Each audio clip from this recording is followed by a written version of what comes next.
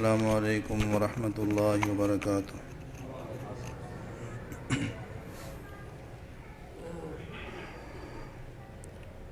الحمد للہ نحمده ونستعینه ونستغفره ونعوذ باللہ من شرور انفسنا ومن سیئات اعمالنا، من يهده الله فلا مضل له ومن يضلل فلا هادي له، وأشهد أن لا إله إلا الله وحده لا شريك له، وأشهد أن محمدا عبده ورسوله، أما بعد فإن خير الحديث كتاب الله، وخير الهدي هدي محمد صلى الله عليه وسلم، وشر الأمور محدثاتها وكل محدثة بدعة، كل بدعة ضلالة، وكل ضلالة في النار۔ اللهم صل على محمد وعلى آل محمد كما صليت على إبراهيم وعلى آل إبراهيم إنك حميد مجيد۔ اللهم بارك على محمد وعلى آل محمد كما باركت على إبراهيم وعلى آل إبراهيم إنك حميد مجيد۔ أعوذ بالله السميع العليم من الشيطان الرجيم، بسم الله الرحمن الرحيم۔ النبي أولى بالمؤمنين من أنفسهم وأزواجه أمهاتهم، وقال الله تبارك وتعالى في مقام آخر: لقد كان لكم في رسول الله أسوة حسنة۔ قال النبي صلى الله عليه وسلم: لا يؤمن أحدكم حتى يكون هواه تبعا لما جئت به، أو كما قال عليه الصلاة والسلام۔ خوب نام محمد ہے اے مومنو، جس میں نقطہ بھی رب کو گوارا نہیں، جو نبی کی محبت سے منہ موڑ لے، دونوں عالم میں اس کا گزارا نہیں۔ نسبت مصطفیٰ بھی بڑی چیز ہے، جس کو نسبت نہیں اس کی بخشش نہیں۔ خود اللہ نے کہہ دیا یہ محبوب کو، جو تمہارا نہیں وہ ہمارا نہیں۔ سنا جس کسی نے کلام محمد صلی اللہ علیہ وسلم، سنا جس کسی نے کلام محمد، ہوا جان دل سے غلام محمد، ہوا ہے نہ ہوگا، ہوا ہے نہ ہوگا میسر کسی کو، بلند اس قدر ہے مقام محمد۔ ما كان محمد أبا أحد من رجالكم ولكن رسول الله وخاتم النبيين، وكان الله بكل شيء عليما۔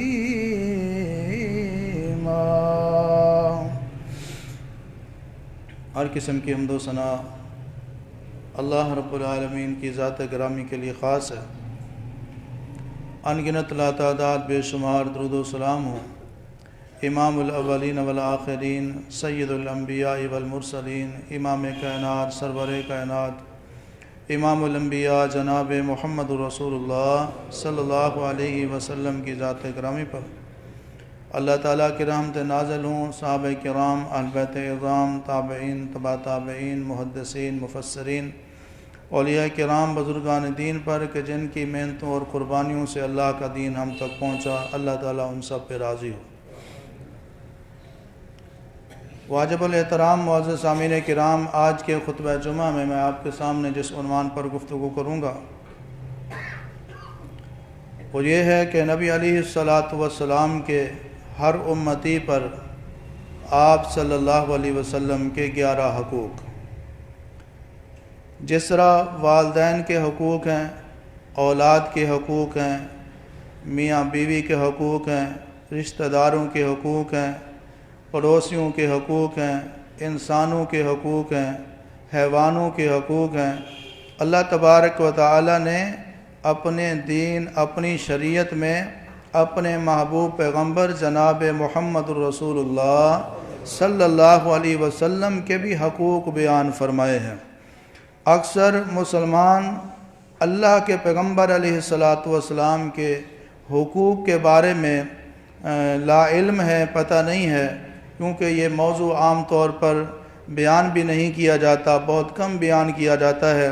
تو یہ بہت ضروری اور اہم موضوع ہے کہ جب پتہ ہی نہیں ہوگا کہ حقوق کیا ہیں، ان کی ادائیگی صحیح انداز میں کیسے ہوگی، اس لیے ہر امتی کے لیے ضروری ہے، ہر مسلمان کے لیے ان حقوق کو جاننا بہت ضروری ہے، تاکہ حقوق کا پتہ چلنے کے بعد ان کی ادائیگی میں آسانی ہو اور بندہ اللہ کے پیغمبر علیہ السلام کے حقوق ادا کر کے سرخرو ہو کر دنیا سے روانہ ہو۔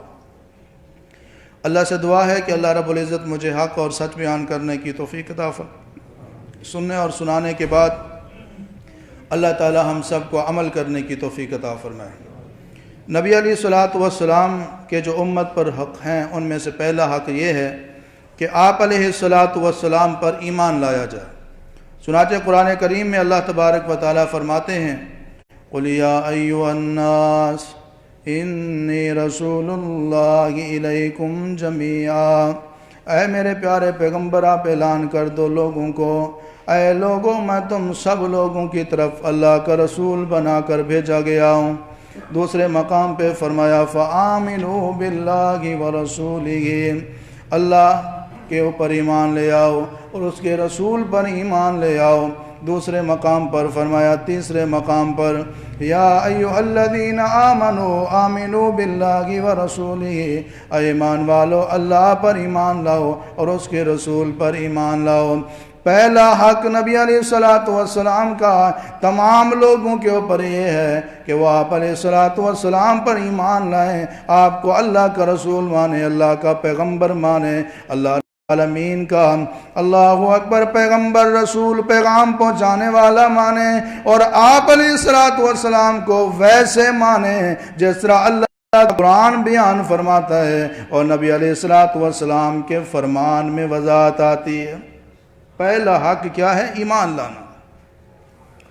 آپ علیہ السلام کو اللہ کا رسول، اللہ کا پیغمبر، آپ کی رسالت اور نبوت پر ایمان لانا، اور آپ علیہ السلام کی ذات، صفات اور مقام رسالت، منصب نبوت کو صحیح انداز میں ماننا جس طرح قرآن و سنت میں رہنمائی کی گئی ہے، یہ پہلا حق ہے۔ کوئی کمی بیشی نہیں کرنی، کوئی مبالغہ نہیں کرنا، کوئی اپنی طرف سے اضافہ نہیں کرنا، جیسے جیسے قرآن اور حدیث میں بتایا گیا ویسے ویسے جناب رسول اللہ صلی اللہ علیہ وسلم کے اوپر ایمان لانا ہے۔ صحیح بخاری کی حدیث ہے، آپ علیہ الصلوۃ والسلام نے فرمایا لا تطرونی کمطرۃ النصارى عیسی ابن مریم، آپ فرماتے ہیں اے میرے امتیوں مجھے اس طرح نہ بڑھانا جس طرح عیسائیوں نے اپنے نبی عیسیٰ کی شان کو بڑھا دیا تھا۔ انما انا عبد اللہ ورسولہ، میں صرف اللہ کا بندہ ہوں، اس کا رسول ہوں۔ فقولوا عبد اللہ ورسولہ، تم بھی مجھے اللہ کا بندہ اور اس کا رسول کہا کرو۔ نبی علیہ السلام کو اللہ کا بندہ، جنس کے لحاظ سے آپ بشر تھے، سید البشر تھے، تمام انسانوں کے سردار تھے۔ رتبے کے لحاظ سے آپ اللہ کے نبی تھے، رسول تھے، تمام نبیوں رسولوں پیغمبروں کے سردار تھے۔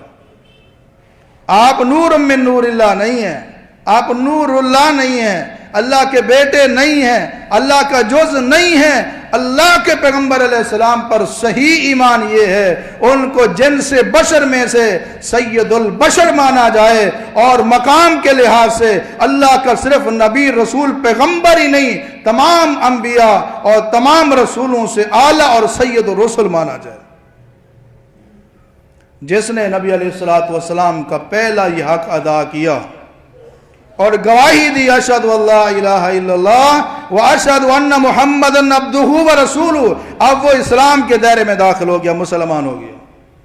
جس آدمی نے آپ علیہ الصلوۃ والسلام کا یہ پہلا حق ادا کر دیا ہے، جس کے بارے میں جناب رسول اللہ صلی اللہ علیہ وسلم فرماتے ہیں کوئی عیسائی، کوئی یہودی، کوئی نصرانی زمین کے کسی حصے پر بھی ہو، اس کو میرے بارے میں پتہ چل گیا، میرے بارے میں اس نے سن لیا، اس کے بعد وَلَمْ يُؤْمِن بِالَّذِي أُرْسِلْتُ بِهِ، اس نے میری رسالت پر ایمان نہیں لایا، إِلَّا كَانَ مِنْ أَصْحَابِ النَّارِ، آپ علیہ السلام فرماتے ہیں ایسا بندہ جہنم میں جائے گا۔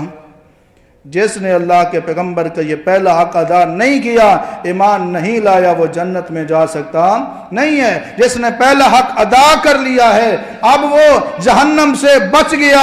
اب اس کے اوپر رسول اللہ صلی اللہ علیہ وسلم کا دوسرا حق یہ ہے کہ وہ آپ علیہ السلام کی تعظیم کرے، دل و جان سے آپ علیہ السلام کا ادب اور احترام کرے۔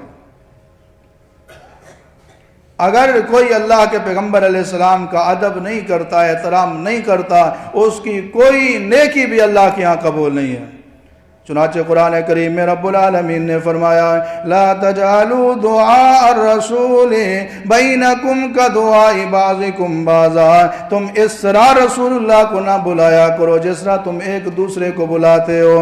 ایک دوسرے کو بلاتے تھے یا ابا بکر، یا عمر، یا ابا ہریرہ، یا عبداللہ، یا انس، یعنی رب العالمین فرما رہے ہیں میرے پیغمبر کے ادب کا خیال رکھنا ہے، میرے پیغمبر کو یا محمد کہہ کے نہیں بلانا۔ آپ علیہ السلام کو قرآن کریم میں رب العالمین نے کبھی نام لے کر نہیں بلایا۔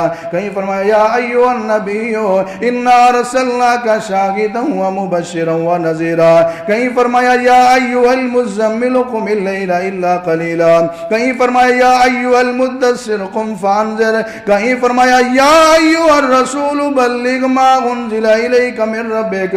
رب العالمین نے پورے قرآن کریم میں اپنے پیغمبر کو یا محمد کہہ کے نہیں بلایا، اور ایمان والوں کو، مسلمانوں کو فرمایا لا تجعلوا دعاء الرسول بینکم کدعاء بعضکم بعضا، لوگوں جس طرح تم ایک دوسرے کو بلاتے ہو، ادب کا تقاضا یہ ہے کہ میرے محبوب کو، اپنے نبی کو اس طرح نہ بلایا کرو۔ کہیں نبی علیہ السلام کا ادب بتاتے ہوئے رب العالمین یوں ارشاد فرماتے ہیں یا ایھا الذین آمنوا لا ترفعوا اصواتکم فوق صوت النبی، اے ایمان والو اپنی آواز کو اللہ کے نبی کی آواز سے اونچا نہ کرو ورنہ تمہارے اعمال ضائع ہو جائیں گے، تمہیں پتہ بھی نہیں چلے گا۔ کہیں رب العالمین فرماتے ہیں لا تقدموا بین یدی اللہ ورسولہ واتقوا اللہ، اللہ اور اس کے رسول رسول سے آگے مت بڑھو۔ رب العالمین نے قرآن کریم میں اپنے پاک پیغمبر علیہ الصلوۃ والسلام کا ادب سکھایا ہے، احترام سکھایا ہے، اور آپ علیہ الصلوۃ والسلام کے بارے میں فرمایا وہ لوگ جو آپ علیہ السلام کی عزت کرتے ہیں، احترام کرتے ہیں، توقیر کرتے ہیں، فرمایا ان کو خوشخبری سنا دو، فالذین آمنوا به وعزروه ونصروه واتبعوا النور الذی انزل معه، فرمایا جو لوگ نبی پر ایمان لائے، ایمان لانے کے بعد آپ کی تعظیم کرتے ہیں، تکریم کرتے ہیں، ادب کرتے ہیں، احترام کرتے ہیں اور مدد کرتے ہیں اور اس نور کی اتباع کرتے ہیں جو ان پر نازل کیا گیا، اولئک هم المفلحون۔ رب العالمین فرماتے ہیں یہ لوگ کامیاب ہونے والے ہیں۔ پہلا حق کیا ہے؟ ایمان لانا، اور دوسرا حق رسول اللہ صلی اللہ علیہ وسلم کا ادب کرنا، احترام کرنا۔ اگر کسی آدمی کے پاس 100 سال مسلسل جس نے عبادات میں گزارے ہیں، نیکیوں میں گزارے ہیں، ساری زندگی نامہ اعمال نیکیوں سے پر ہے، اگر اس نے مرنے سے پہلے ایک لمحہ ایک نقطے کے برابر بھی رسول اللہ صلی اللہ علیہ وسلم کی بے ادبی اور گستاخی کی، اس کی ساری زندگی کی نیکیاں تباہ و برباد ہو جائیں گی۔ اور جو نبی علیہ السلام کے اس حق کو ادا کرتا ہے، آپ کی تعظیم کرتا ہے، ادب کرتا ہے، احترام کرتا ہے، ایسے بندے کو اللہ نے قرآن میں کامیاب قرار دیا ہے۔ اللہ تعالی ہم سب کو یہ دوسرا حق بھی ادا کرنے کی توفیق عطا فرمائے۔ جس نے آپ علیہ السلام کا یہ دوسرا حق ادا کیا، آپ علیہ السلام کا ادب کیا، احترام کیا، تعظیم کی، تکریم کی، اب تیسرا حق اس کے اوپر یہ ہے کہ وہ رسول اللہ صلی اللہ علیہ وسلم کے ساتھ محبت کرے۔ کتنی محبت؟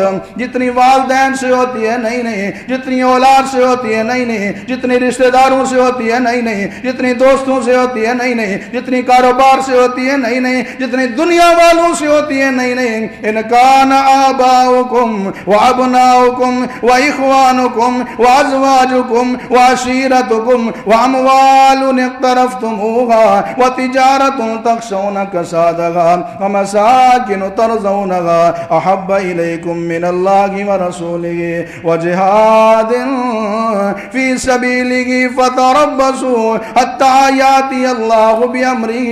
رب العالمین فرماتے ہیں لوگوں اگر تمہیں اللہ کے رسول سے محبت تمہارے مال سے کم ہے، والدین سے کم ہے، بھائیوں سے کم ہے، بیوی سے کم ہے، مال سے کم ہے، کاروبار سے کم ہے، تجارت سے کم ہے، پھر تم اللہ کے عذاب کا انتظار کرو۔ یعنی اللہ کے پیغمبر علیہ السلام سے محبت ان تمام چیزوں سے زیادہ ہونی چاہیے۔ حضرت عمر رضی اللہ تعالیٰ جا رہے ہیں، آپ نے فرمایا عمر مجھ سے کتنی محبت کرتے ہو؟ یا رسول اللہ اپنی اولاد سے زیادہ، اپنے والدین سے زیادہ، رشتہ داروں دوستوں سے زیادہ، پوری کائنات سے زیادہ میں آپ سے محبت کرتا ہوں۔ آپ نے فرمایا ابھی آپ کامل مومن نہیں ہوئے۔ یا رسول اللہ کیوں؟ فرمایا جب تک اپنی جان سے زیادہ مجھے عزیز نہیں سمجھو گے۔ حضرت عمر پکار اٹھے یا رسول اللہ آپ میری جان سے بھی زیادہ مجھے پیارے اور عزیز ہیں۔ آپ نے فرمایا الان یا عمر، عمر اب بات بنی ہے، اب تو کامل مومن ہو گیا ہے۔ اور آپ علیہ السلام نے فرمایا لا یؤمن احدکم حتی اکون احب الیہ من والدہ وولدہ والناس اجمعین۔ تم میں سے کوئی بندہ اس وقت تک کامل مومن ہو ہی نہیں سکتا جب تک اپنے والدین اور اولاد تمام لوگوں سے زیادہ میں محمد سے محبت نہ کرے صلی اللہ علیہ وسلم۔ تیسرا حق نبی علیہ السلام سے محبت کرنی ہے۔ محبت بیوی، بچے، اولاد، رشتہ دار، دوست، احباب، خاندان، قبیلہ، استاد، شاگرد، پوری کائنات، یہاں تک کہ اپنی جان سے بھی زیادہ پیار ہو تو محمد الرسول اللہ صلی اللہ علیہ وسلم کے ساتھ۔ جس نے یہ حق ادا نہیں کیا، محبت رسول کے بغیر جتنی بھی اس نے عبادتیں کی ہیں ساری عبادتیں ضائع ہو جائیں گی، کسی ایک نیکی کا بھی اجر اور ثواب نہیں ملے گا۔ امام الانبیاء جناب محمد رسول اللہ صلی اللہ علیہ وسلم سے محبت اتنی ہو کہ آپ علیہ الصلوۃ والسلام کی خاطر اپنی اولاد قربان کی جائے، آپ علیہ الصلوۃ والسلام کی محبت میں جان کی ضرورت پڑے جان قربان کر دی جائے، مال کی ضرورت پڑے مال قربان کر دیا جائے، اولاد کی ضرورت پڑے اولاد قربان کر دی جائے۔ وقت اتنا نہیں کہ میں تفصیل کے ساتھ آپ کو بتاؤں، صحابہ کرام نے نبی علیہ الصلوۃ والسلام کے سارے حقوق ادا کیے اور ادا کرنے کی مثالیں قائم کر دی۔ آپ علیہ الصلوۃ والسلام جنگ پہ جا رہے ہیں، راستے میں ایک خاتون سے ملاقات ہوتی ہے، اللہ کے پیغمبر آگے نکل چکے ہیں، صحابہ کرام پیچھے موجود ہیں، عورت آتی ہے کہتی ہے اے نبی کو ماننے والو رسول اللہ سے میں ملنا چاہتی ہوں۔ انہوں نے کہا بی بی اللہ کے پیغمبر تو یہاں سے تشریف لے گئے ہیں، آپ کیا کہنا چاہتی ہو؟ کہتے میرا 2 سال کا بچہ ہے، اللہ اکبر، یا 2.25 سال کا بچہ ہے، دودھ پینے والا بچہ ہے، اس کو لے جاؤ جنگ میں یہ کام آئے گا۔ صحابہ کہتے ہیں اتنا چھوٹا سا بچہ تمہارے اوپر لوڈ اور بوجھ ہوگا، یہ میدان جنگ میں میدان کارزار میں کس کام کا ہے؟ وہ خاتون کہتی ہے مجھے پتا ہے میرا بیٹا بھی کام آ سکتا ہے، ایسے تو یہ چھوٹا ہے 2 سال کا ہے، 2.25 سال کا ہے، دودھ پینے والا بچہ ہے، لیکن آپ کو پتا ہے میرے بھائیو میدان جنگ میں جب دشمن کی طرف سے حملہ ہو، دشمن کی طرف سے تیر پھینکا جائے، اللہ کے رسول علیہ الصلوۃ والسلام کے چہرے کے سامنے میرے معصوم بچے کو کر دینا، میرا بچہ زخمی ہو جائے گا، رسول اللہ کا چہرہ محفوظ ہو جائے گا۔ یہ محبت ہے۔ غزوہ احد کے اندر افواہ پھیل گئی ان محمد صلی اللہ علیہ وسلم قد قتلا، کہ رحمت کائنات صلی اللہ علیہ وسلم بھی شہید ہو گئے ہیں۔ ایک خاتون بڑی پریشانی کے عالم میں گھر سے باہر نکلتی ہے، مدینہ سے باہر نکلی پردے کی حالت میں، اور آنے والوں سے پوچھتی ہے بتاؤ ما فعل محمد صلی اللہ علیہ وسلم، میرے پاک پیغمبر علیہ السلام کا حال کیا ہے؟ بتانے والا بتاتا ہے بی بی پتہ نہیں آپ کا کیا حال ہے، لیکن ہمیں یہ معلوم ہوا ہے کہ تیرا بیٹا اس جنگ میں شہید ہو گیا ہے۔ کہتی ہے کوئی بات نہیں، آگے جاتی ہے پھر خبر ملتی ہے کہ آپ کا بھائی بھی اس جنگ میں شہید ہو گیا ہے، پھر خبر ملتی ہے کہ آپ کا شوہر بھی اس جنگ میں شہید ہو گیا ہے۔ کہتی ہے کوئی پرواہ نہیں ہے، بتاؤ محمد کریم صلی اللہ علیہ وسلم کا کیا حال ہے؟ آپ علیہ الصلوۃ والسلام کیوں دیکھنا چاہتی ہوں، مجھے پتا چلا ہے کہ میرے محبوب کی شہادت ہو گئی ہے۔ ایک صحابی خوشخبری سناتے ہیں، کہتے ہیں صرف افواہ تھی، میں اپنی آنکھوں کے ساتھ دیکھ کر آیا ہوں، جناب محمد رسول اللہ صلی اللہ علیہ وسلم حیات ہیں، آپ محفوظ ہیں، آپ شہید نہیں ہوئے۔ وہ کہتی ہیں بھائی مجھے رسول اللہ کی زیارت کرواؤ، وہ ساتھی لے کر جاتے ہیں، دور سے دکھاتے ہیں، کہتے ہیں وہ اللہ کے پاک پیغمبر صحابہ کے اندر موجود ہیں اور اللہ کی رحمت سے محفوظ ہیں، حیات ہے۔ جب اس کی نگاہ پڑتی ہے چہرے رسول پر، کہتی ہے کل مصیبت بعدک جللو، اے کملی والے محمد کریم صلی اللہ علیہ وسلم آپ کو دیکھ کر میری ساری مصیبتیں ختم ہو گئی ہیں، ساری پریشانیاں ختم ہو گئی ہیں، آپ کی زیارت کے بعد مجھے سارے دکھ بھول گئے۔ محبت ایسی ہونی چاہیے۔ مصور کھینچ وہ نقشہ کہ جس میں یہ صفائی ہو، ادھر فرمان محمد ہو ادھر گردن جھکائی ہو۔ نبی علیہ الصلوۃ والسلام کی ذات سے پیار کرنا ہے، آپ کی ذات سے محبت کرنی ہے، اور صرف آپ کی ذات سے نہیں بلکہ آپ کی بات سے بھی محبت ہونی چاہیے۔ 2 قسم کے لوگ ہیں، کچھ ذات سے محبت کرنے والے، کچھ بات سے محبت کرنے والے۔ کامیاب مومن وہ ہے جو رسول اللہ کی ذات سے بھی پیار کرتا ہے، آپ کی بات سے بھی پیار کرتا ہے۔ اللہ ہمیں ایسی محبت کرنے کی توفیق عطا فرمائے۔ جس نے یہ تیسرا حق ادا کر لیا، آپ اس کے اوپر رسول اللہ کا چوتھا آپ کی اطاعت کرنا، آپ کی بات ماننا، آپ کی فرما برداری کرنا، جیسے آپ کہیں ویسے کرنا، جس کام کا اللہ کے نبی حکم دیں وہ کرنا، جس سے روک دیں رک جانا۔ یہ چوتھا حق ہے جناب محمد رسول اللہ صلی اللہ علیہ وسلم کا ہر امتی کے اوپر۔ قرآن کریم میں رب العالمین نے فرمایا یا ایھا الذین آمنوا اطیعوا اللہ واطیعوا الرسول، ایمان والو اللہ کی اطاعت کرو، اس کے رسول کی اطاعت کرو۔ اطاعت کا معنی بات ماننا، فرما برداری ماننا، فرما برداری کرنا، حکم ماننا، کہا ماننا۔ واطیعوا اللہ واطیعوا الرسول واحذروا، اللہ کی اطاعت کرو، اس کے رسول کی اطاعت کرو۔ من یطع الرسول فقد اطاع اللہ، جس نے رسول کی اطاعت کی اس نے اللہ کی اطاعت کی۔ وما ارسلنا من رسول الا ليطاع باذن اللہ. اللہ رسول اس لیے بھیجتا ہے تاکہ اللہ کے حکم سے رسول کی اطاعت کی جائے. سورہ شعراء پڑھیے.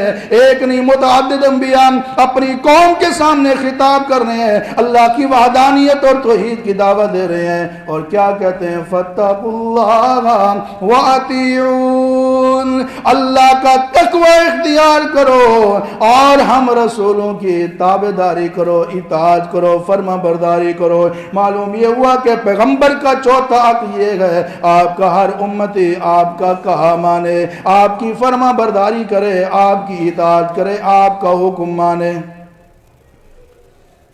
بالکل وضاحت کے ساتھ فرما دیا, ما آتاکم الرسول فخذوہ, جو نبی دے اس کو لے لو, وما نہاکم عنہ فانتہوا, جس سے منع کرے رک جاؤ.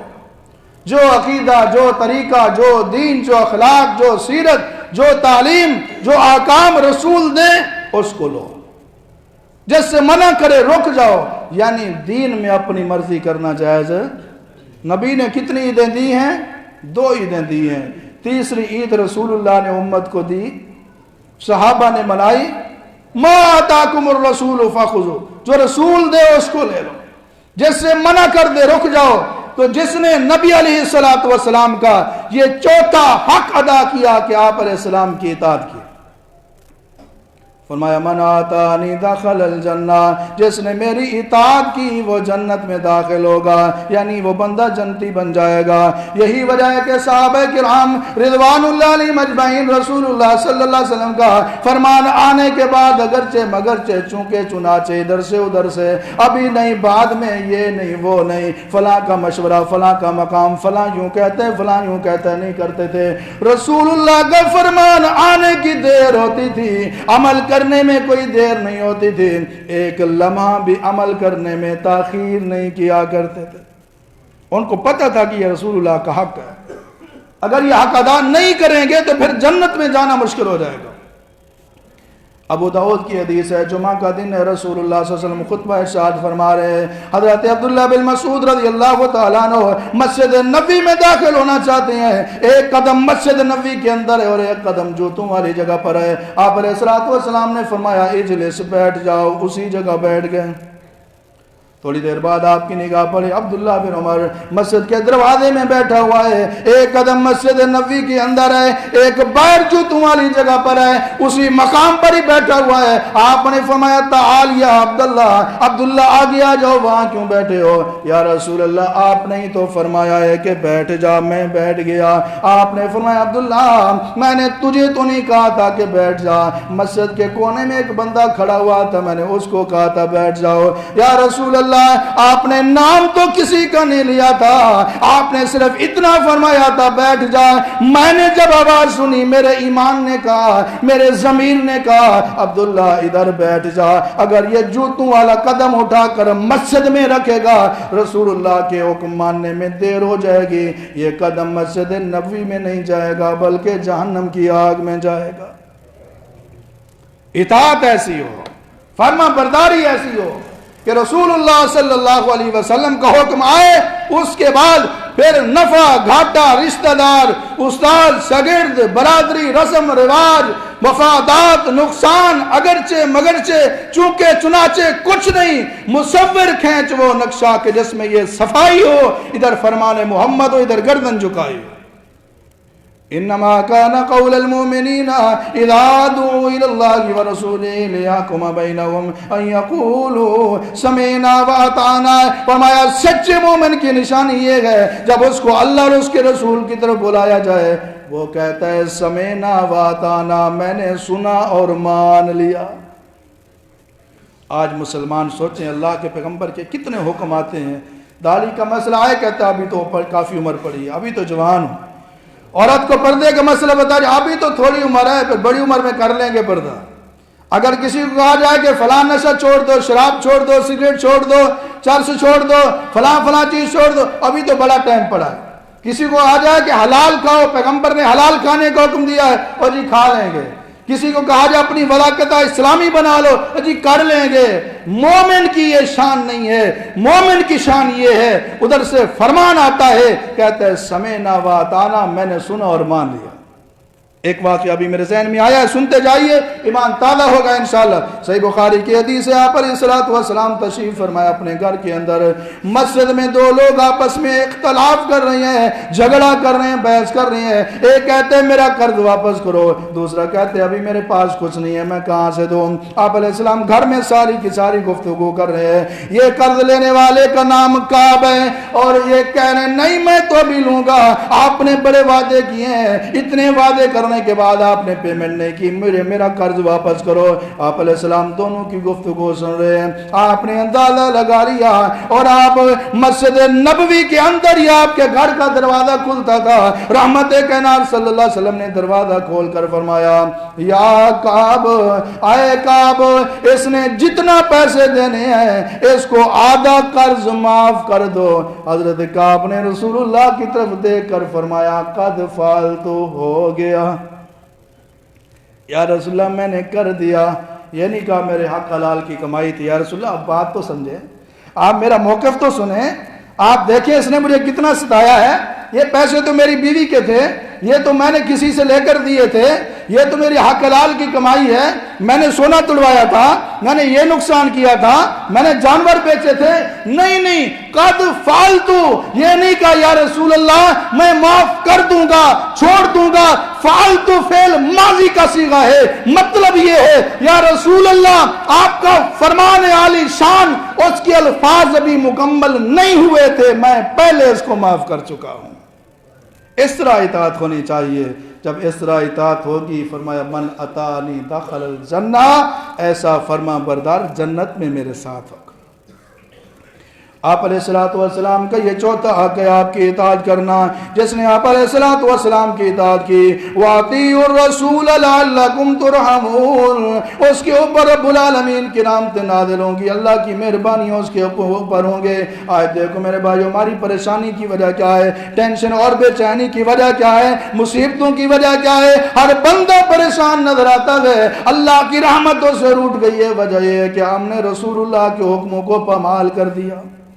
آپ علیہ السلام کے فرمان سنتے ہیں، آپ کو حکم سنتے ہیں، ایک کان سے سن کر دوسرے سے نکال دیتے ہیں، پھر اللہ کی رحمت کیسے ہوگی؟ اطیعوا الرسول لعلکم ترحمون، رسول کی اطاعت کرنے والے تم بن جاؤ، اللہ رب العالمین تمہارے اوپر رحمت نازل فرمائے گا۔ اس نے چوتھا حق ادا کیا اطاعت کرنے کا، اس کے اوپر رسول اللہ صلی اللہ علیہ وسلم کا پانچواں حق ہے۔ پانچواں حق کیا ہے؟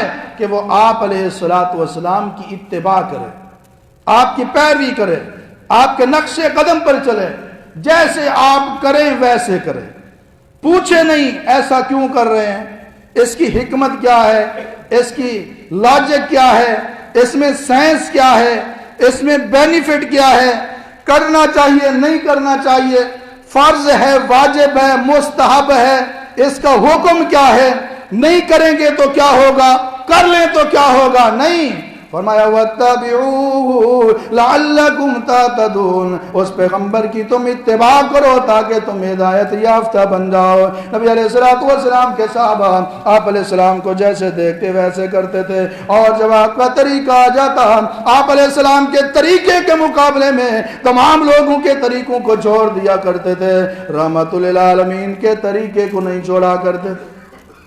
آپ کی اتباع کرنا، فرمایا لَقَدْ كَانَ لَكُمْ فِي رَسُولِ اللَّهِ أُسْوَةٌ حَسَنَةٌ، میرے پیغمبر تمہارے لیے بہترین نمونہ ہے۔ عقیدہ ہو تو محمدی ہونا چاہیے، نماز ہو تو محمدی ہونی چاہیے، روزہ ہو تو محمدی ہونا چاہیے، حج عمرہ ہو تو محمدی ہونا چاہیے، عقائد میں، عبادات میں، معاملات میں، ہر حال میں رسول اللہ صلی اللہ علیہ وسلم کی اتباع کرنا یہ آپ کا حق ہے۔ جو بندہ یہ اتباع کرتا ہے، رب العالمین نے قرآن کریم میں فرمایا میرے محبوب آپ اعلان کر دیجئے قل ان کنتم تحبون اللہ فاتبعونی یحببکم اللہ ویغفر لکم ذنوبکم واللہ غفور الرحیم، میرے محبوب آپ ان کو کہہ دیجئے اگر تم اللہ سے محبت کے دعوے دار ہو، میں محمد کی پیروی کرو، اللہ تم سے محبت کرے گا، صرف محبت ہی نہیں کرے گا، یغفر لکم ذنوبکم، اللہ تمہارے گناہوں کو بھی معاف فرما دے گا، اللہ غفور الرحیم ہے۔ جس نے آپ کو یہ ادا کیا اللہ کی محبت ملے گی۔ گناہوں کی معافی ملے گی اور جنت میں رسول اللہ صلی اللہ علیہ وسلم کے ساتھ ہوگا۔ اور جس نے آپ علیہ السلام کی اتباع نہیں کی، آپ کے طریقے کو چھوڑ دیا، جی یہ بھی ٹھیک ہے وہ بھی ٹھیک ہے، کہتے ہیں نا رسول اللہ صلی اللہ علیہ وسلم کا طریقہ آ جائے بھی نماز ایسے پڑھو، کہتے ہیں یہ بھی ٹھیک ہے، بزرگوں والا طریقہ بھی ٹھیک ہے، خوشی کا طریقہ ہے کہ نبی علیہ السلام کا یہ طریقہ ہے، یہ بھی ٹھیک ہے، رسم و رواج بھی ٹھیک ہے، غمی کے موقع پر ایسے کرو، نبی نے ایسے کیا، تعلیم ایسے دی، یہ بھی ٹھیک ہے، پھر رواج بھی ٹھیک ہے، یہ سب ٹھیک نہیں ہے۔ خیر الہدی ہدی محمد صلی اللہ علیہ وسلم، دنیا میں جتنے بھی طریقے ہیں تمام طریقوں سے بہترین طریقہ محمد الرسول اللہ صلی اللہ علیہ وسلم کا طریقہ ہے۔ وَاتَّبِعُوهُ، اس پیغمبر کی پیروی کرو، اس کے نقش قدم پہ چلو، اس پیغمبر کا طریقہ آ جائے، اس کا حکم آ جائے، اس کا اسوہ آ جائے، نمونہ آ جائے، اس کو کاپی کرنا تمہارا کام ہے، اللہ کی محبت بھی ملے گی، گناہ بھی معاف ہو جائیں گے۔ نبی علیہ السلام کی اتباع کرنا، آپ علیہ السلام کے نقش قدم پہ چلنا۔ ابو داؤد کی حدیث ہے، امام الانبیاء جناب محمد رسول اللہ صلی اللہ علیہ وسلم نماز پڑھا رہے ہیں، مسئلہ یہ ہے جوتا اگر پاک ہو صاف ہو تو اس میں نماز پڑھی جا سکتی ہے۔ آپ علیہ السلام نے نماز کی حالت میں پاک صاف جوتے پہنے ہوئے ہیں، نماز پڑھا رہے ہیں، صحابہ نے بھی پیچھے نماز پڑھی ہے اور صحابہ نے بھی صاف اور ستھرے پاک جوتے پہنے ہوئے۔ نماز کے دوران رحمت کائنات صلی اللہ علیہ وسلم نے اپنا ایک جوتا اتار دیا، صحابہ کرام یا آپ علیہ السلام نے دونوں جوتے اتار دیے۔ نماز کی حالت کا یہ عمل ہے، اللہ کے پیغمبر نے کوئی حکم نہیں دیا، کوئی ارشاد نہیں فرمایا، صحابہ کرام کو جب پتہ چلا انہوں نے بھی نماز کی حالت میں جوتے اتار دی۔ سلام پھیرنے کے بعد آپ نے فرمایا، اے میرے ساتھیو، میں نے تو جوتا اس لیے اتارا تھا، جبریل اللہ کی طرف سے پیغام لے کر آیا تھا اور اس نے بتایا کہ میرے جوتے کے نیچے تھوڑی سی گندگی اور نجاست لگی ہوئی ہے، جوتا ناپاک ہو گیا تھا، مجھے پتہ نہیں چلا، میں نے تو اس لیے اتار دیا۔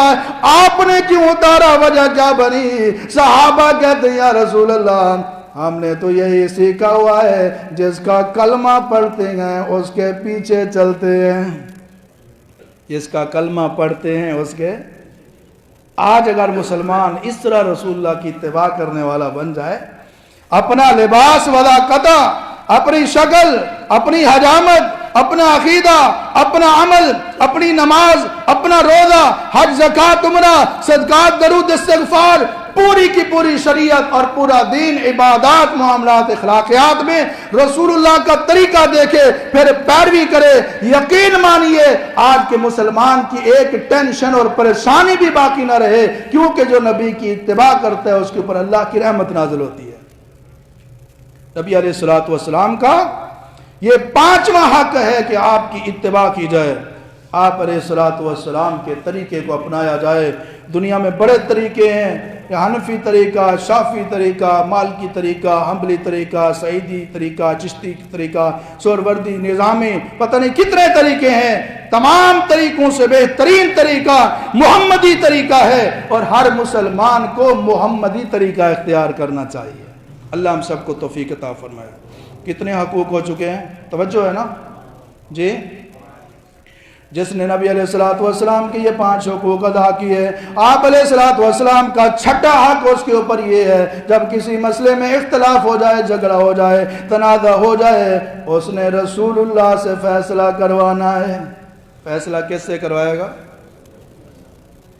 آج لوگوں کا طرز عمل یہ ہے کہ صرف جب بیوی کو طلاق دے دیں پھر رسول اللہ کا فیصلہ یاد آتا ہے، پھر مولانا کے پاس آتے جی فتویٰ لینا ہے، اور باقی کوئی لین دین ہے، کوئی زمین کا مسئلہ ہے، کوئی جھگڑا ہے، کوئی لڑائی ہے، کہتے ہیں کورٹ جاؤ، کچہری جاؤ، عدالت جاؤ، پھر علماء یاد نہیں آتے، پھر قرآن حدیث یاد نہیں آتا۔ امتی کا یہ فرض ہے، وہ دین کا مسئلہ ہو، دنیا کا مسئلہ ہو، عبادات کا مسئلہ ہو، معاملات کا مسئلہ ہو، لین دین کا مسئلہ ہو، جائیداد کا مسئلہ ہو، کاروبار کا مسئلہ ہو، کسی کی دل آزاری تکلیف کا مسئلہ ہو، حق میں کوتاہی کا مسئلہ ہو، حق کھانے کا مسئلہ ہو، وہ رسول اللہ صلی اللہ علیہ وسلم کی شریعت کے عالم کے پاس آئے اور بتائے کہ اس معاملے میں رسول اللہ کا فیصلہ کیا ہے۔ نبی علیہ السلام سے فیصلہ کروانا ہے، اللہ کی شریعت سے فیصلہ کروانا ہے، اور جو رسول اللہ کا فیصلہ قبول نہ کرے اس کا ایمان بھی قابل قبول۔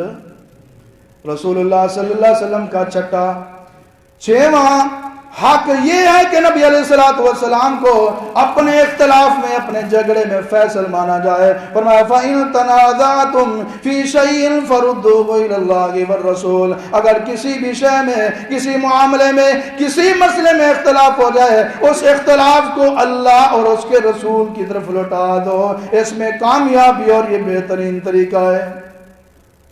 آج ہمارے اختلاف ختم کیوں نہیں ہوتے؟ یہی وجہ ہے، اختلاف کا جو صحیح حل ہے ہم اس طرف آتے نہیں۔ کسی عقیدے کے بارے میں اختلاف ہو گیا، ایک کہتے ہیں ایسے ہے، دوسرا کہتے ہیں ایسے ہے۔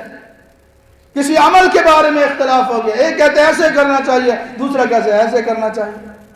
کسی طریقے کے بارے میں اختلاف ہو گیا، اس کا یہ صحیح طریقہ ہے، دوسرا کہتے ہیں یہ صحیح طریقہ ہے۔ اس کا صحیح طریقہ کیا ہے کہ عالم دین کے پاس آ کر ان سے پوچھیں رسول اللہ نے کیا کہا ہے، اللہ کے پیغمبر نے کیسے کیا ہے، نبی علیہ السلام کیا فرمایا کرتے تھے اس بارے میں، آپ علیہ السلام نے اس بارے میں کیا حکم اور تعلیم دی ہے۔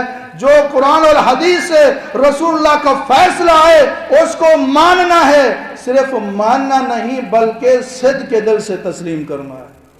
فرمایا فَلَا وَرَبِّكَ لَا يُؤْمِنُونَ حَتَّى يُحَكِّمُوكَ فِي مَا شَجَرَ بَيْنَهُمْ ثُمَّ لَا يَجِدُوا فِي أَنفُسِهِمْ حَرَجًا مِّمَّا قَضَيْتَ وَيُسَلِّمُوا تَسْلِيمًا۔ فرمایا تیرے رب کی قسم اس وقت تک یہ لوگ مومن نہیں ہو سکتے جب تک اپنے اختلافات میں آپ کو اپنا فیصل نہ بنا لیں، پھر آپ کا فیصلہ آنے کے بعد یسلموا تسلیما، صدق کے دل کے ساتھ اس کو قبول نہ کریں۔ میں ان کا ایمان قبول نہیں کرتا۔ چھٹا حق ہے آپ کو فیصل تسلیم کرنا۔ پھر جو آپ کی شریعت فیصلہ دے، اللہ کے پیغمبر فیصلہ دے، وہ اپنے حق میں ہو یا اپنے خلاف ہو، اس میں فائدہ ہو یا گھاٹا ہو، فیصلہ دل و جان کے ساتھ تسلیم کرنا ہے، صدق کے دل کے ساتھ تسلیم کرنا ہے۔ رسول اللہ کا یہ اللہ کے پیغمبر کا حق ہے۔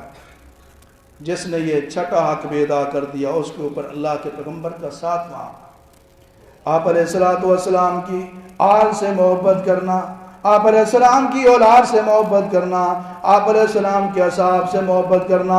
آپ نے فرمایا اذکرکم اللہ فی آل بیتی، لوگوں میں تمہیں اپنے آل بیت کے حوالے سے اللہ کا واسطہ دیتا ہوں، میرے آل بیت کا خیال کرنا۔ صحابہ کے بارے میں فرمایا میرے ساتھی اللہ اللہ اللہ اللہ فی اصحابہ، فرمایا میرے بعد میرے صحابہ کو ستانا نہیں ہے، لا تسبوا اصحابی، میرے ساتھیوں کو برا بلا نہیں کہنا ہے۔ تم میں سے کوئی آدمی اور پہاڑ کے برابر سونا خرچ کرے، میرا صحابی جو کی مٹھی اللہ کی راہ میں دے، تمہارا عہد پہاڑ کے برابر سونا اس کی جو کی مٹھی کا مقابلہ نہیں کر سکتا۔ نبی علیہ السلام کی آل سے محبت اور آپ کے اصحاب سے محبت یہ رسول اللہ کا حق ہے۔ اور اس کے علاوہ جس چیز کی نسبت اللہ کے پیغمبر سے ہے، جیسے مصطفیٰ سے محبت کرنی ہے اسی طرح نسبت مصطفیٰ سے بھی محبت کرنی ہے۔ یہ آل رسول ہے، یہ خاندان رسول ہے، یہ اصحاب رسول ہے، یہ مسجد رسول ہے، یہ منبر رسول ہے، یہ اللہ کے پیغمبر کی کتاب ہے، یہ اللہ کے پیغمبر کا گھر ہے، اللہ کے رسول کا روضہ ہے، آپ کا خاندان ہے، آپ کے اصحاب ہیں، آل رسول سے، اصحاب رسول سے، اور جس چیز کی نسبت رسول اللہ سے ہو، نبی علیہ السلام کی نسبت سے بھی محبت کرنا رسول اللہ کا حق ہے۔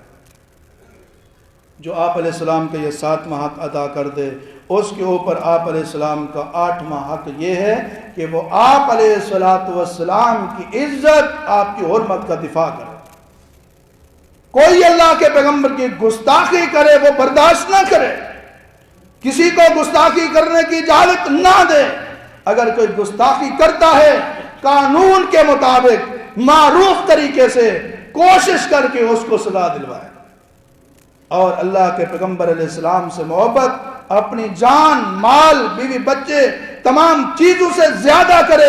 جس طرح بیوی بچے، کاروبار، دنیا، مال دولت کی خاطر وہ کٹ مرنا برداشت کرتا ہے، وہ حرمت رسول پہ کٹ مرنے کے لیے ہر وقت تیار رہے۔ نواں حق رسول اللہ صلی اللہ علیہ وسلم کا امت پر یہ ہے کہ آپ علیہ الصلاۃ والسلام کی ختم نبوت کے اوپر ایمان، کہ آپ صرف رسول نہیں ہیں، نبی نہیں ہیں، آپ اللہ کے آخری رسول ہیں، اللہ کے آخری نبی ہیں۔ ما کان محمد ابا احد من رجالکم ولکن رسول اللہ وخاتم النبیین، آپ علیہ الصلوۃ والسلام اللہ کے آخری نبی ہیں، خاتم النبیین ہیں۔ آپ نے فرمایا نا خاتم النبیین لا نبی بعدی، میں اللہ کا آخری نبی ہوں، میرے بعد کوئی نبی نہیں آئے گا۔ ہر مومن کو چاہیے کہ وہ رسول اللہ کو خاتم النبیین مانے، آپ کی نبوت پر بھی ایمان ہونا چاہیے، آپ کی ختم نبوت کے اوپر بھی ایمان ہونا چاہیے۔ آپ نے فرمایا میں آخری نبی، تم آخری امت ہو۔ آپ نے یہ تو بتایا ہے جھوٹے نبی آئیں گے، نبوت کے جھوٹے دعوے دار آئیں گے، آپ نے یہ نہیں فرمایا کہ کوئی سچا رسول بھی آئے گا، سچا نبی بھی آئے گا۔ آپ نے فرمایا میرے بعد سلاسون کذابون دجالون، 30 جھوٹے آئیں گے، 1 نہیں 2 نہیں 5 نہیں 10 نہیں، فرمایا 30 جھوٹے دجال کذاب آئیں گے، کلہم یزعم انہ نبی، ان سب کا دعویٰ یہ ہوگا کہ وہ بھی اللہ کے نبی ہے۔ آپ نے فرما دیا وہ سچے نہیں ہوں گے، وہ جھوٹے ہوں گے، کذاب ہوں گے، دجال ہوں گے۔ لا نبی بعدی، میرے بعد کوئی نبی نہیں ہے، اور مسلمان کا ہی حق ہے کہ رسول اللہ صلی اللہ علیہ وسلم کے بارے میں اس کا عقیدہ یہ ہونا چاہیے۔ ہر نبی کو اللہ نے ایک تاج دیا ہے نبوت کا، ہمارے نبی کو اللہ نے 2 تاج دیے ہیں، ایک نبوت کا تاج دیا ہے، دوسرا ختم نبوت کا تاج دیا ہے۔ کتنے حق ہو گئے ہیں جی؟ 9 حق ہو گئے، باقی 2۔ 10واں حق یہ ہے جو آپ علیہ الصلوۃ والسلام کے 9 حقوں کا ادا کرتا ہے۔ 10واں حق یہ ہے، آپ علیہ الصلوۃ والسلام دنیا سے جا رہے تھے، آپ نے امت کو ایک امانت دی، اس امانت کا خیال کرنا ہے۔ وہ امانت کیا ہے؟ فرمایا ترکت فیکم امرین لن تضلوا ما ان اعتصمتم بہ کتاب اللہ و سنت نبیہ۔ لوگوں میں دنیا سے جا رہا ہوں، 2 چیزیں تمہارے اندر چھوڑ کے جا رہا ہوں، جب تک تم ان کو مضبوطی سے تھامے رکھو گے دنیا کی کوئی طاقت تمہیں گمراہ نہیں کر سکتے۔ کتاب اللہ و سنتی، ایک اللہ کی کتاب ہے، دوسری میری سنت ہے، ایک قرآن کریم ہے، دوسری حدیث رسول ہے۔ امتی کو چاہیے عباداتوں، معاملاتوں، اخلاقیاتوں، لین دین و تجارتوں، کوئی بھی مسئلہ ہو، رہنمائی لینی ہو تو رسول اللہ صلی اللہ علیہ وسلم جو 2 چیزیں دے کر گئے ہیں، کتاب و سنت سے رہنمائی لے، قرآن و حدیث کے مطابق اپنا عقیدہ، عمل، سیرت، کردار اور معاملات بنا لے، دنیا کی کوئی طاقت اس کو گمراہ نہیں کر سکتی۔ آج گمراہی اس لیے ہمارے معاشرے میں آ جاتی ہے کہ صحیح عقیدہ قرآن و حدیث کا چھوڑ کر کہتے ہیں، بزرگ بھی صحیح فرماتے ہیں، بزرگ یوں کہتے ہیں، کسی کے خواب میں یہ بات آئی، حقیقت ایسے ہے، کسی نے ایسے دیکھا، فلاں نے یوں فرمایا، فلاں نے یوں عرض کیا، فلاں نے یوں ارشاد کیا، قال اللہ قال رسول کے مقابلے میں جب علماء کی بات کی جائے، بزرگوں کی بات کی جائے، استادوں کی بات کی جائے، ولیوں کی بات کی جائے، یہاں تک کہ صحابہ کی بات کی جائے تو وہ حق نہیں ہے بلکہ گمراہی ہے۔ یہ سارے قابل احترام ہیں، لیکن اللہ کے رسول سے زیادہ محترم کوئی نہیں ہے۔ دنیا میں احترام کے قابل ہیں جتنے لوگ، میں سب کو مانتا ہوں مگر مصطفیٰ کے بعد، سب کو مانتا ہوں مگر مصطفیٰ کے بعد۔ کوئی کتنا بڑا عالم کیوں نہ ہو، رسول اللہ سے بڑا عالم، کوئی کتنا بڑا امام کیوں نہ ہو، رسول اللہ سے بڑا امام، کوئی کتنا بڑا پڑھا لکھا کیوں نہ ہو، رسول اللہ سے زیادہ پڑھا ہوا نہیں ہے۔ لہذا عزت مصطفیٰ، فرمان مصطفیٰ، حدیث مصطفیٰ مقدم سمجھیں گے، رسول اللہ کا حق ادا ہوگا۔ اگر یوں کہیں گے حدیث بھی ٹھیک ہے، یہ بھی ٹھیک ہے، بزرگ بھی ٹھیک ہیں، تو پھر یہ رسول اللہ کی حق تلفی ہوگی، زیادتی ہوگی، اس کا جواب دینا پڑے گا۔ آپ علیہ السلام کی امانت کو، قرآن و سنت کو سینے سے لگائیں، ہدایت پہ قائم رہیں گے۔ جب ان دونوں چیزوں سے منہ موڑیں گے، دائیں بائیں ادھر ادھر ہونے کی کوشش کریں گے، پھر گمراہی آئے گی۔ اللہ ہمیں اس امانت کا خیال کرنے کی توفیق عطا فرمائے۔ کتنے حق ہو گئے ہیں؟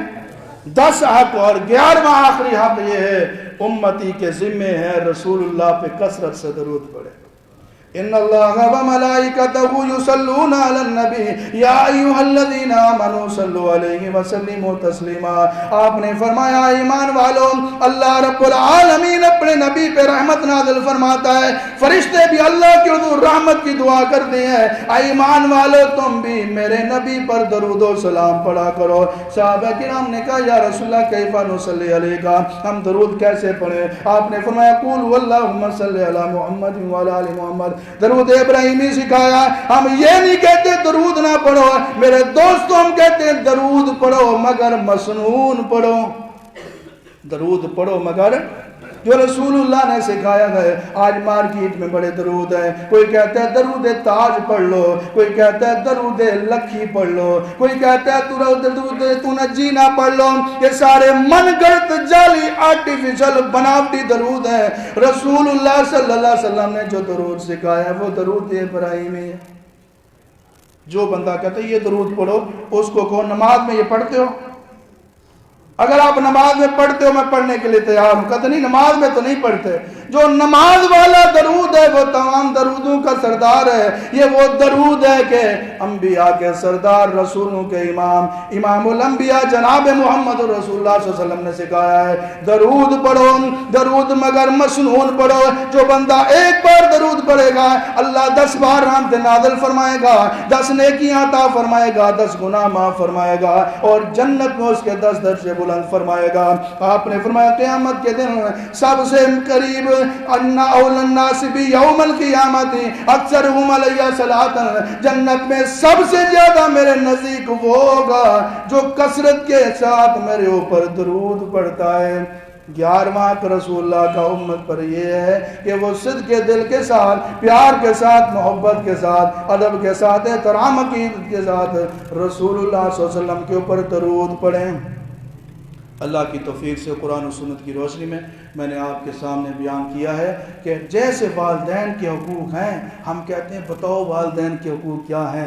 اولاد کے حقوق ہیں, اولادیں کہتی ہیں ہمارے والدین کو بتاؤ ہمارے حقوق کیا ہیں. بیوی کہتی ہے ہمارے شوہر کو بتاؤ میرے حقوق کیا ہیں. شوہر کہتے ہیں میری بیوی کو بتاؤ میرے حقوق کیا ہیں. کبھی یہ سوال کیا ہے جس نبی کا کلمہ پڑھتے ہیں اس کے حقوق ہمارے ذمہ کیا ہیں؟ اور آج الحمدللہ میں نے بتا دیا آپ کو. اگر پہلے اس میں کوئی کمی کوتاہی ہوئی ہے میں اللہ سے معافی مانگتا ہوں. اللہ مجھے بھی معاف فرمائے اور آپ کو بھی معاف فرمائے اور تمام مسلمانوں کو معاف فرمائے. لیکن جب پتہ چل گیا ہے اب یہ پورے 11 کے 11 حقوق رسول اللہ کے ہم نے ادا کرنے ہیں. کہہ دیں انشاءاللہ. وآخر دعوانا الحمدللہ.